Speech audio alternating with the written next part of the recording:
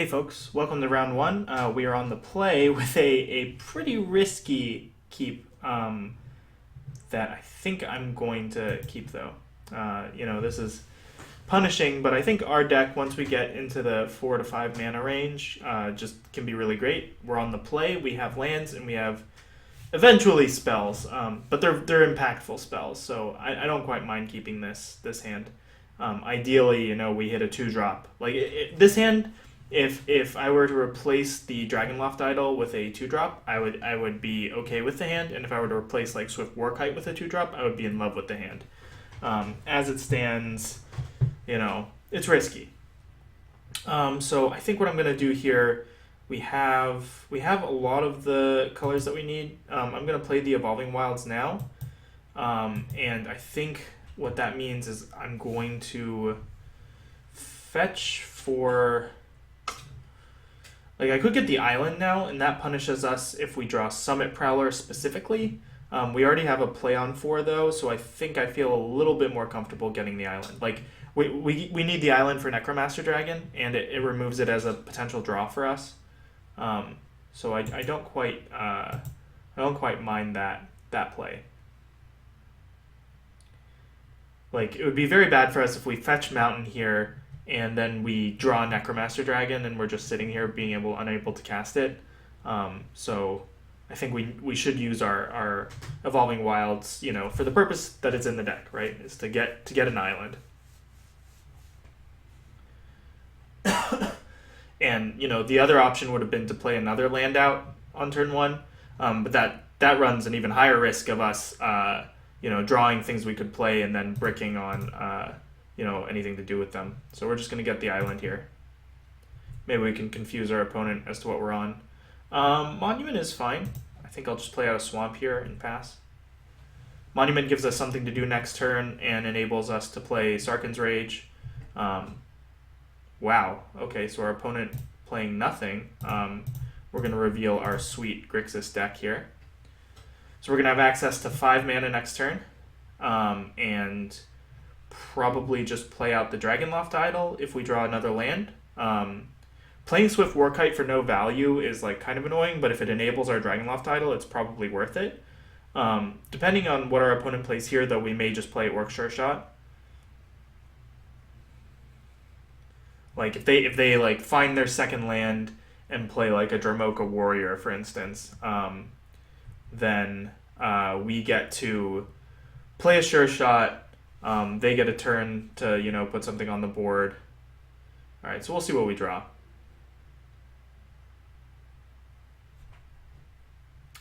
We drew a Temur Battle Rage, so I think that means that I'm just going to play the Sure Shot here. I think it has the highest chance of, killing whatever it is our opponent is able to play on 2 mana. Or even 3 mana. We also have Temur Battle Rage, so I think having a 4 power guy on the board is nice. Next turn we can just play Dragonloft Idol, shrink whatever they play, and then Temur Battle Rage through it. And I can't imagine that our opponent can win this game though from being stuck on 2 mana. Unless their hand is just pacifism, sandblasts, and things like that, and they can just fight through everything that we have. Our hand just looks to be very, very strong. And will probably punish our opponent pretty hard for missing those land drops.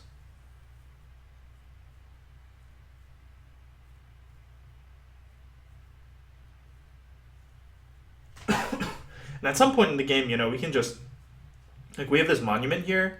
We're very, very far ahead on mana.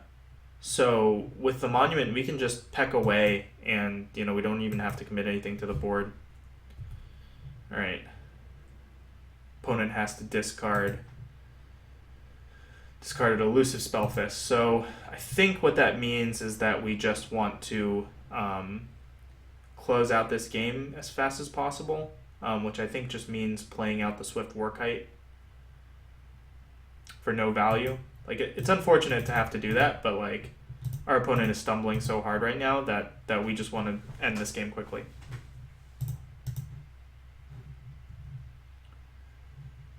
No, we will not use Swift Warkite's ability. Get in with our Orc Sure Shot here.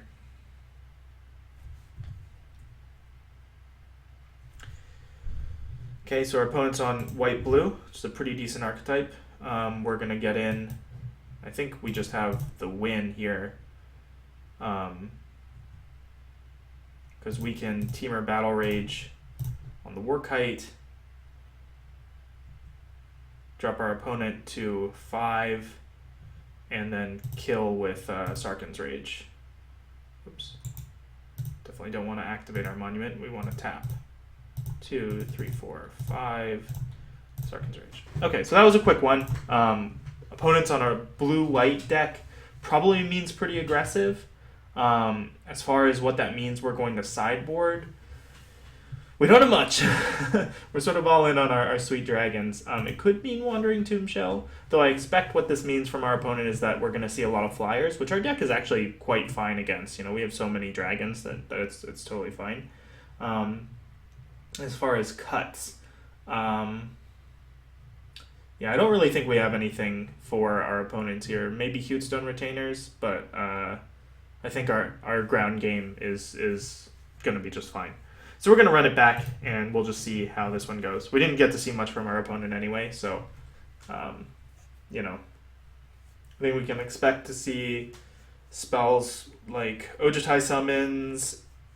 This is a great opening hand for us. We can expect to see spells like Ojutai Summons and, you know, other like rebound spells. Oh, this is sweet. So we're going to play our Swiftwater Cliffs out here, Hand of Silumgar next turn, and then Morph Atarka Efreet on the following turn. I think is basically what we're up to. Okay, Jeskai Sage. Jeskai Sage is kind of annoying. But, you know, I think we've got a little game plan here. So I think our plan for now is to just sit back, play our Morph, and we'll probably just unmorph it to ping this Jeskai Sage. And, you know, maybe we still have access to Coat with Venom. So we'll see what our opponent has for us this turn. Alright, Lotus Path, Jin. It's pretty sweet. So this is good for us, though, because we're going to play our land, ping the Jeskai Sage, let our opponent get their value here. Okay. And we're going to swing in with both creatures, keeping up Coat with Venom. If our opponent decides to block the Atarka Efreet, I will go for the Coat with Venom. Okay, so they do. I was going to say if they decided to block the hand, I wouldn't have gone for it. But I think having just like a big board right now is going to get us through this game. We have a Reach of Shadows for whatever they play this turn. If they manage to come with the board, we can keep getting in with Hand of Silumgar and then eventually Swift Warkite it back. So I like our position. Definitely could be in a much worse spot here.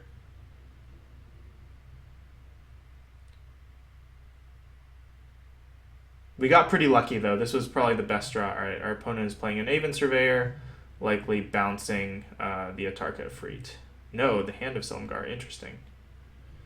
Well, that decision, I think, is going to be bad for our opponent because we are going to go ahead and cast our Reach of Shadows here, I think. Get the Aven Surveyor off the board, get in for 6, put our opponent to 12, and then next turn we can fill out our board with Scream, Reach, Brawler, and Hand of Silumgar. So it's up to our opponent to like find stuff to blank our ground game. And we can just whittle away with Atarka Efreet and Hand of Silumgar until we can buy back with Swift Warkite. Yeah. This is a pretty good play from our opponent.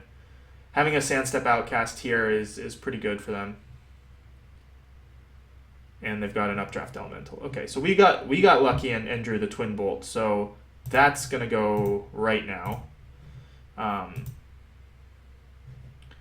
For red. And I think we're just gonna ship in here with the Atarka Efreet and then play out the Hand of Silumgar.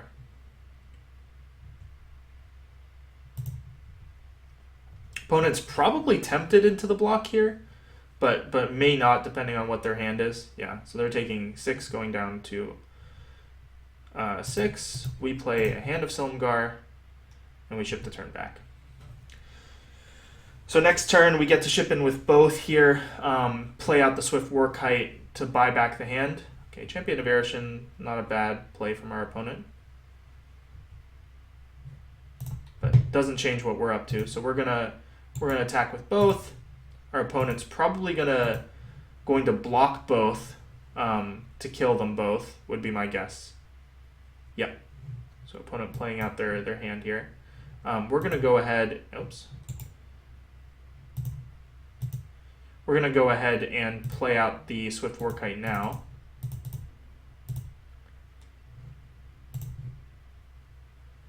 Just to get back our hand into our hand, I suppose. Don't get the hasty value of it, but we'll have it in tow. And now our opponent has to come up with an answer to Swift War Kite, which they do not quite yet, so we're going to get in for 4.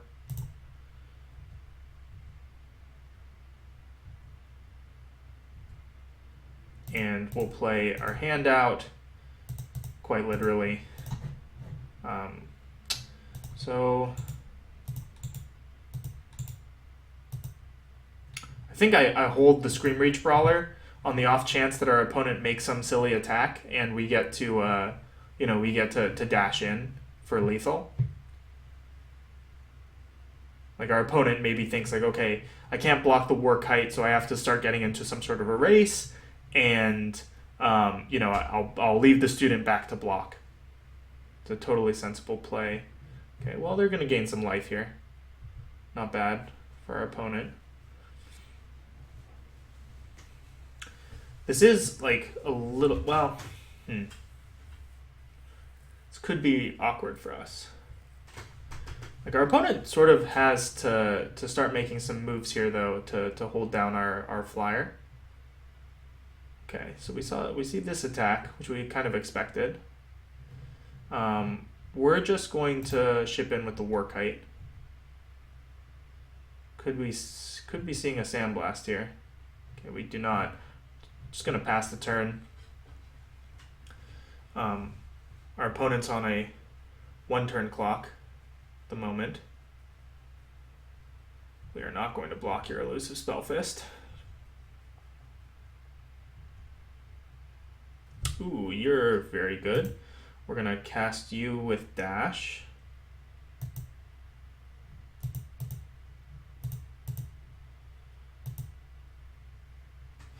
Can buff our team +2/+2. So yeah, I mean let's just go for it here. I can't think of any one card that really punishes us. Swing in with all of our creatures, they get gigantic.